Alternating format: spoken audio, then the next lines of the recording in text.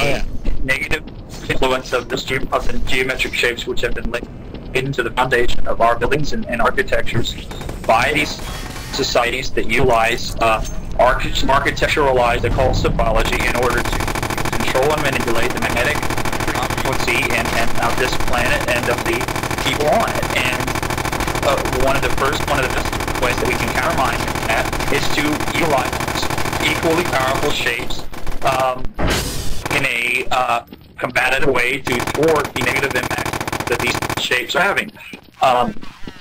That's the first thing that has to be done, to be quite honest, before anything else can really, because these shapes supersede most fundamental philosophical approaches.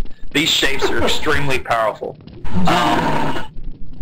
And that has to be done before anything else is really going to be successful. You must first establish a geometric bridge. And through those geometric bridges, energy can be harnessed, which can combat all of the negative frequencies that are being channeled into this. You're talking too much weed, man. Shut the fuck up. Fuck that. Play the fucking game.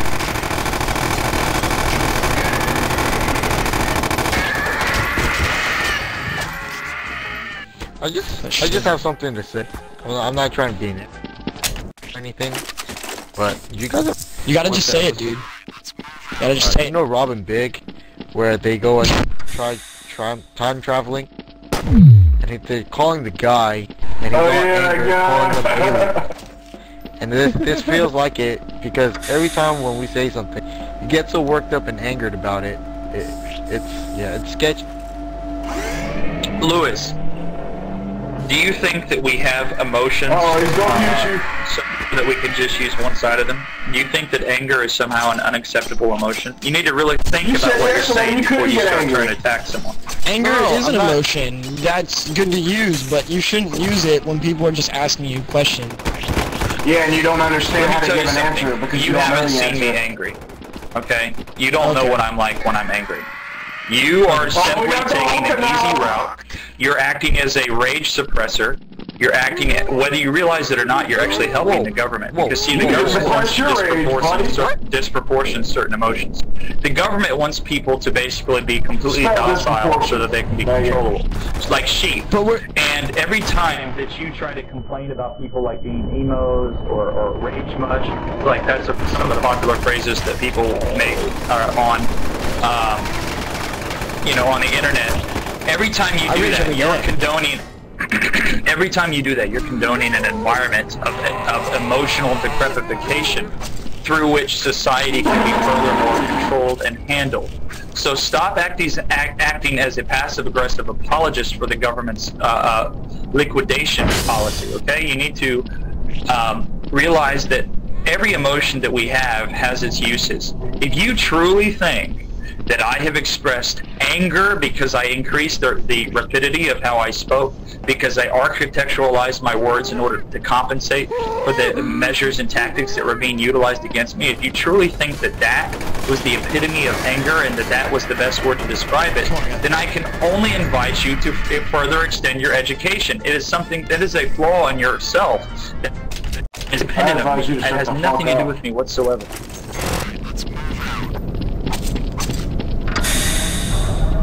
Well, I'm not saying that you're mad or anything. I'm just saying it seems like you are, because each time we ask a question that quote-unquote stupid to you, you get a little worked up about. Well, first off, Lewis, there is no we, because you didn't really ask me questions. You merely say it during the middle of my explanation. You said, "What are you talking about?" or something to that extent. And I said, Lewis, I said, it's probably best if you wait. I politely addressed you. So there was no we with you. So as far as the other individuals, the one guy immediately started presenting a statement in question form. Like he started saying, do you know what the symbology is of the Shriners?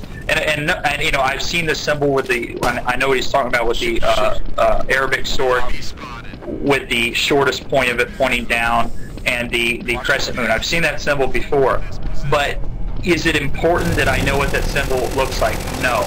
But because he was trying to basically prove a followable point, which is that if I didn't immediately know what that symbol was, his basic conclusion was, oh, see, you don't know what you're talking about because you don't know what the Shriner symbol is. See, I win, my name is Spider.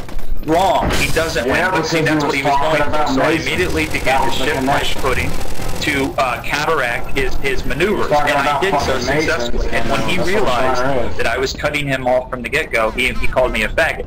So he is the one who is guilty of anything that you're claiming. So if you want to focus on someone being angry, you need to focus on the fact that he called me a faggot. So, and now I've muted him, so it doesn't really matter if he's talking or not. He insulted me.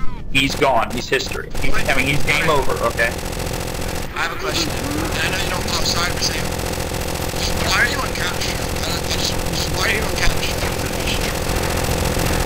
That's my business. It doesn't matter. I can go wherever people are at. It doesn't matter. That's not what I meant, man.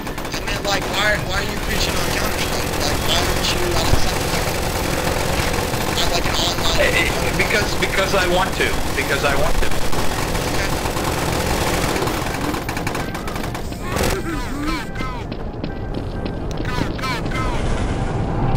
Is this like save the world kind of stuff, or are you like good for anything? No, this every day is save the world. Oh, really? To be honest. Are there people right now fighting this cause, or? There are people right now having battles underground. There are people right now having gunfights. There are soldiers that fight in battles underground, unseen battles, things that none of us on the surface even see.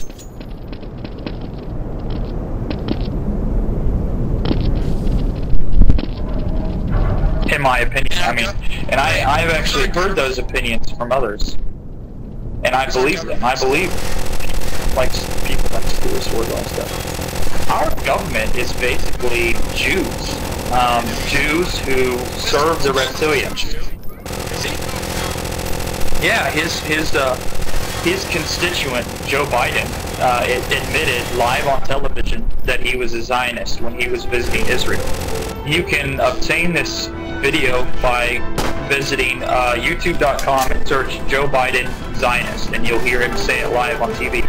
So you can bet your bottom dollar that if Joe Biden is a Zionist, then undoubtedly so is Barack Obama. And now Barack I've heard other things. I've heard that like Muslims are in control of Obama, and that like, how do we know Muslims aren't the cause here? I mean, what do they do? Well, first off, let me finish my original point, and then I'll have to answer your question, okay? All right. Basically, this is the game of Obama, okay? Obama is a CIA operative who was put into his position in order to make a 14th century Muslim prophecy come about. Now, this prophecy, as I said, it goes all the way back to the 14th century, and it more or less stated that a tall black man would rise in the West, that he would be for the Muslim people. Well, what the CIA did is they basically created this fulfillment of prophecy, so that the Muslim world would assume that this was in fact their prophecy coming to fruition. Okay, so they're basically staging a false flag event here. Now, Obama will say stuff like, he'll purposely slip and say, Christian religion and stuff like that. But the people who paid for his campaign are families which are connected with Jewish bankers.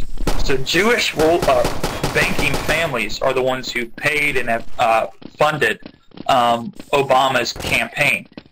Something else you should realize about the Jewish people is you do not make it into the final template of elected officials unless you are pro-Israel, pro-Zionist agenda. Only people who are directly supportive of Israel make it that far, and they do the most rigorous background checks that you could ever fathom possible.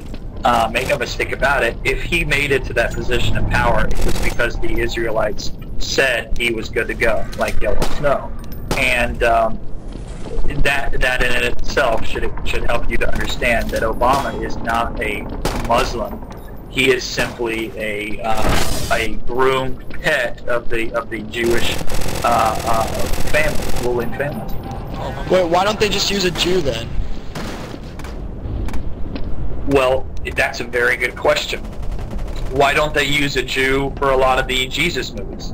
Why don't they have a Jew play as Jesus? You know, why is it that Prince Charles of Wales didn't accept the title of King of Israel? Did you know that Prince Charles of Wales, who is the son of Queen Elizabeth II, did you know that Israel's Channel 7 News said on live TV that he was a direct descendant of King David?